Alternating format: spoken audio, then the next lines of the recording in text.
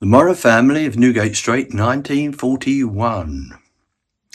Lord love a duck. You wouldn't believe what's coming next. This one follows the Morrow family as they navigate the personal and societal upheavals of London during the Blitz, after their home and shop are destroyed by German air raid. The matriarch, Maud, must find a temporary shelter in a church crypt and work to rebuild her livelihood. The story explores the emotional trauma of the war, including a former fireman's struggle with shell shock and the difficult decision to send a young boy named Freddie to a safer orphanage. Relationships are tested by society scandals, wartime pregnancies, and health crises, reflecting the grim reality of life under rationing. But throughout it all, the characters remain a sense of stoic resilience, finding moments of hope in family bonds and small victories amidst the ruins. Here we go. Book 3. Okay, let's unpack this. I want you to imagine waking up on New Year's Day. Usually that implies, a bit of a headache, maybe some regrets about the champagne the night before. But generally a sense of a fresh start, right? You're in your own bed looking at your own ceiling.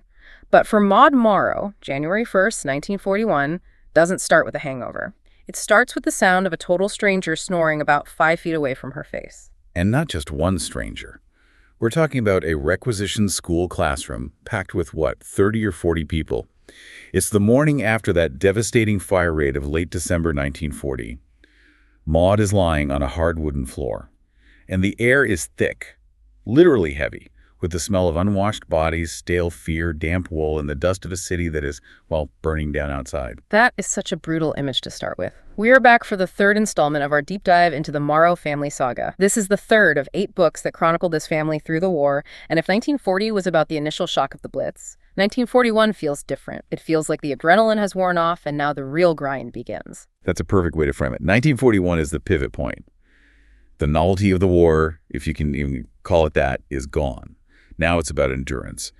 The mission for this deep dive is to track how the Morrows rebuild from what is essentially ground zero. Remember, at the end of the last book, they lost the shop. They lost their home on Newgate Street. They are, for all intents and purposes, displaced persons in their own city. Ground zero is right. And I was really struck by the description of Maud's mindset in that classroom. She wakes up, sees this large man with a huge belly snoring nearby, and her immediate reaction isn't just sadness, it's a feeling of total abandonment. It's the loss of agency, isn't it? Maud is a woman who defines herself by her ability to control her environment, her shop, her family, her kitchen. Waking up in an ARP center, completely dependent on the charity of the state, sleeping next to strangers. That is a kind of psychological violation for her. And you see her reaction straight away. She doesn't just curl up and weep. No. Her first instinct is that she wants to kick the snoring man. She wants to reassert control in the only way she can. It's pure fight instinct. She is a scrapper.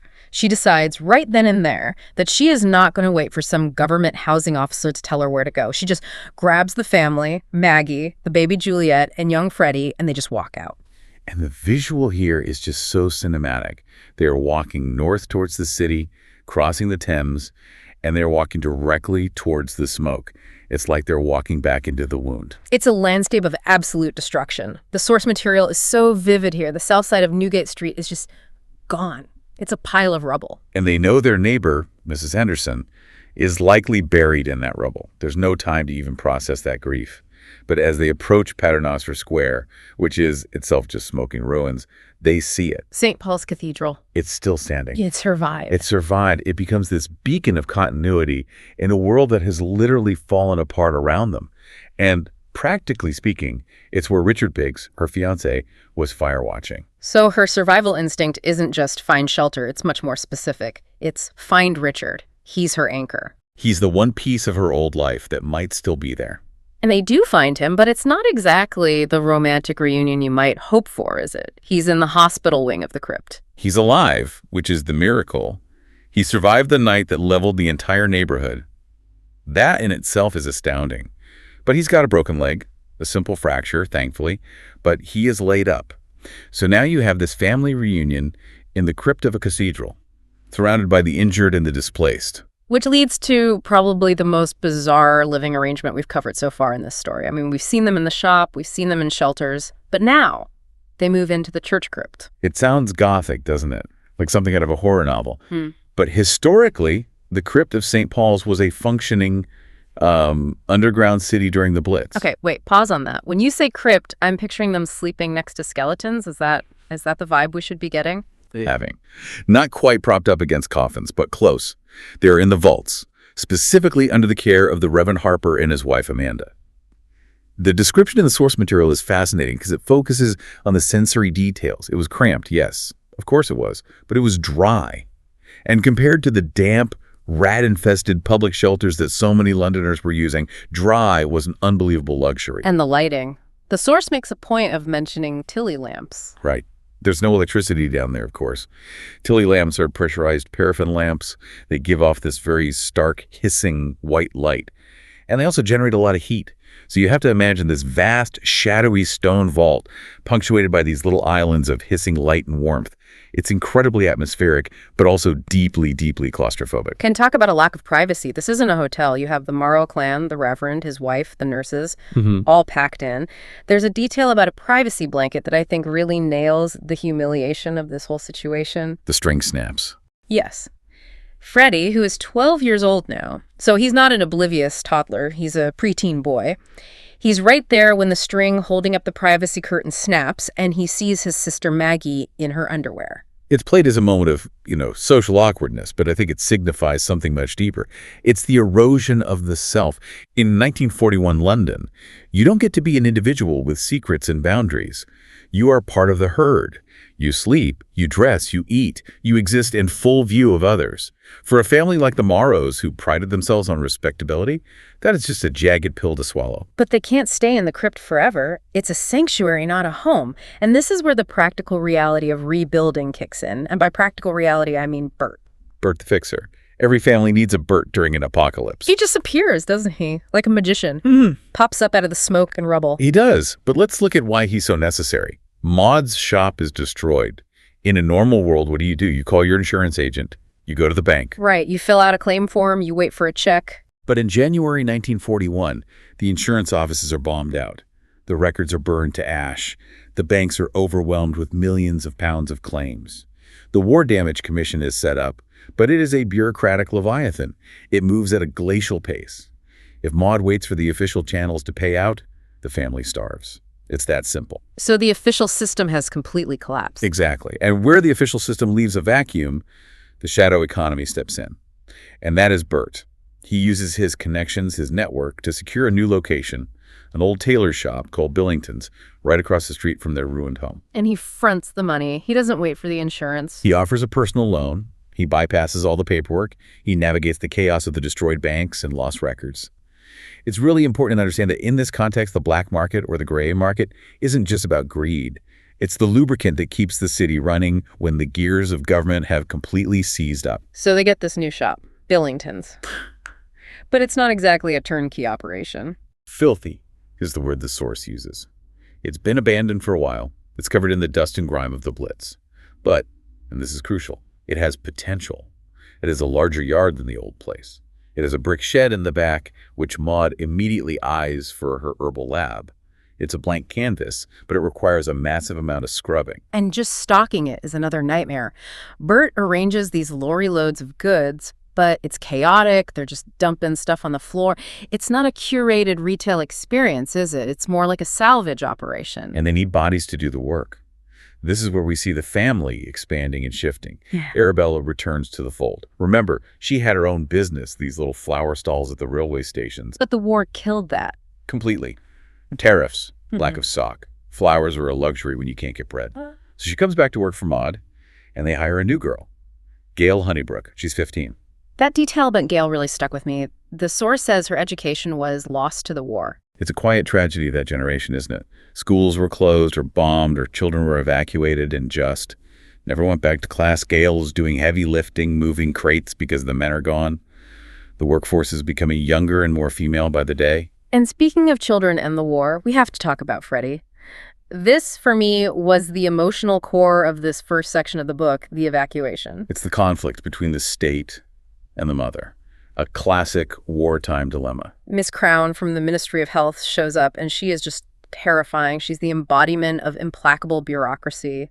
She insists Freddie be evacuated to a boys' home, and Maud tries to fight it. She really, really digs her heels in. She's already lost her home. She doesn't want to lose her boy. But Miss Crown holds the trump card. The law. She makes it brutally clear that if Maud refuses, she could be deemed unfit or negligent, and she might lose guardianship permanently. It's a coercive choice. To keep him long-term, she has to give him up now. The scene at Bow Cemetery is just heartbreaking. Maud takes him to his parents' grave to say goodbye, and she makes him a promise. She says, the war will be over by the end of the year. That optimism is just so painful to read with historical hindsight. It's early 1941. We know they have 4 more years of hell to get through, but she has to give him that anchor. She has to lie to him, essentially, to get him on that bus. But here is the twist that I absolutely did not see coming. Freddie goes to the Tatham boys' home, and he loves it. It totally defies the Dickensian stereotype, doesn't it? We expect gruel and beatings and misery. Instead, he gets Mr. Rumbelow, the administrator, who runs a tight but kind ship. When the family visits later, Freddie's eating stew and dumplings. Actual proper food, he's put on weight. And the most telling detail of all, his nervous aesthetic disappears. That is the key psychological insight. In London, Freddie had developed this tic from the constant sirens, the lack of sleep, the anxiety radiating off the adults. The city was a trauma zone. The countryside, despite the separation from his family, offered him silence. It offered him routine. In a way, it cured him. It really complicates the narrative that mother knows best, doesn't it? Sometimes the best thing for a child is to get them away from the war zone, even if it breaks everyone's heart. Precisely. The state, in this case, actually got it right, even if its methods were harsh. So Freddie is safe, the shop is opening, but the drama is shifting to the adults now. And Maggie.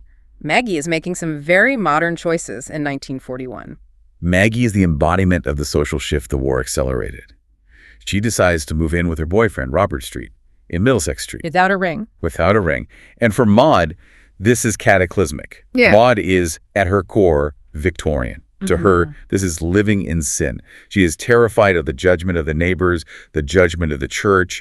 She feels like the moral fabric of her family is unraveling. But Maggie just doesn't care. It's the live for today mentality. Why wait for a wedding that might never happen? Why follow rules that didn't stop the bombs from falling? Yeah. The old certainties are gone. But Robert, poor Robert, he's caught in the middle of all this, and he's dealing with his own very different social stigma. The plight of the civilian male.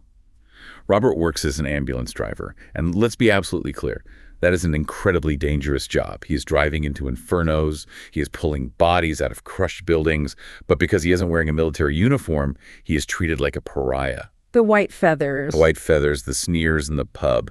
He faces constant accusations of cowardice. It's the emasculation of the man who stays behind, even if his job is absolutely vital to the war effort.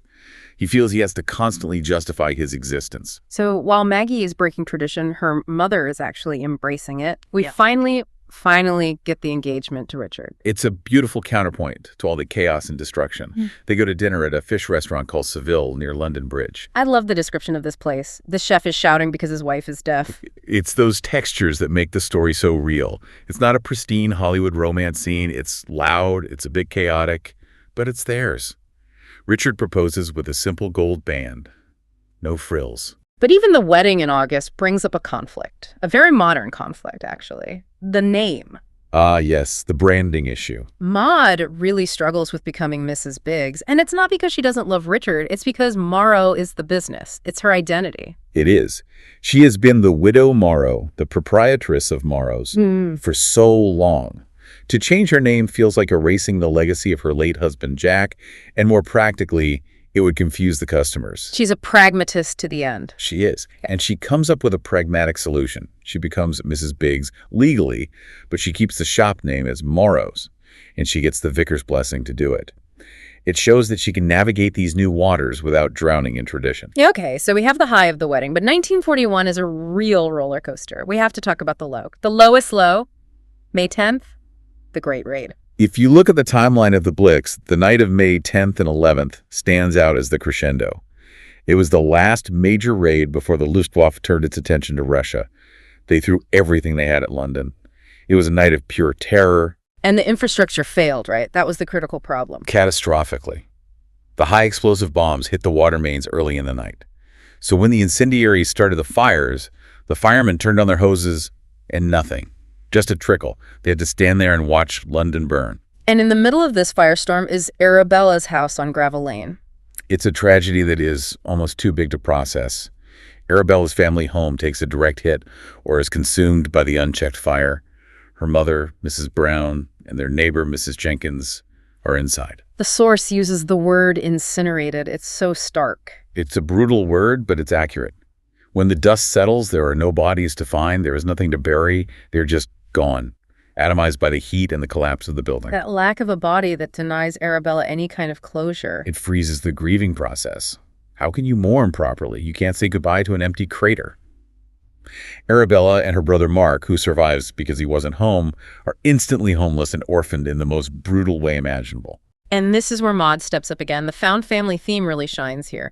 She takes them in. She basically adopts Arabella as a surrogate daughter. And she uses work as therapy. She keeps Arabella moving, keeps her busy, because if she stops for a second, the grief will just destroy her.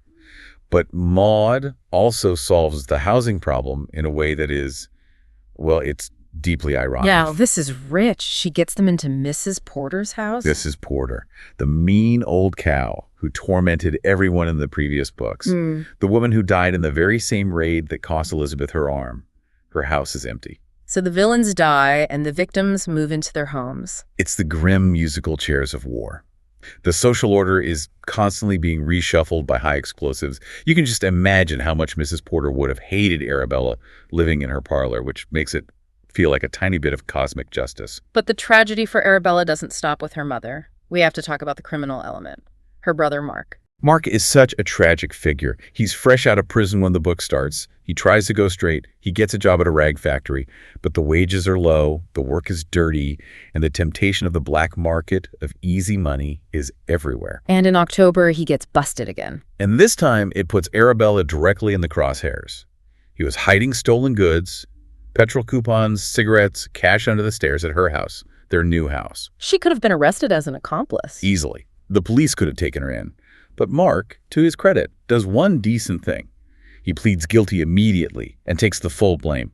He makes it clear his sister knew nothing. He exonerates her. But he gets 2 years hard labor. So Arabella loses her mother, her home, and now her brother is back in a cell. At this point, the source says she basically washes her hands of him. She just can't carry his weight anymore. But the law isn't done with the Morrow family. And this next arrest, this is the one that really, really hurts them. Bert. This is the blow that breaks their system. Bert is arrested at Tilbury Docks. And it's not just for a few cigarettes. This is major. It's a massive haul. Black market food, luxury goods. But the detail that really stands out is the dead souls scam. He had ration cards belonging to dead people.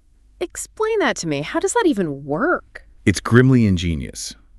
When people died in the Blitz like Mrs. Brown, the bureaucracy was so slow to update the lists. A fixer like Bert would buy these ration books from corrupt landlords or undertakers before they were officially surrendered to the food office. So you're essentially eating food allocated to a ghost. Essentially.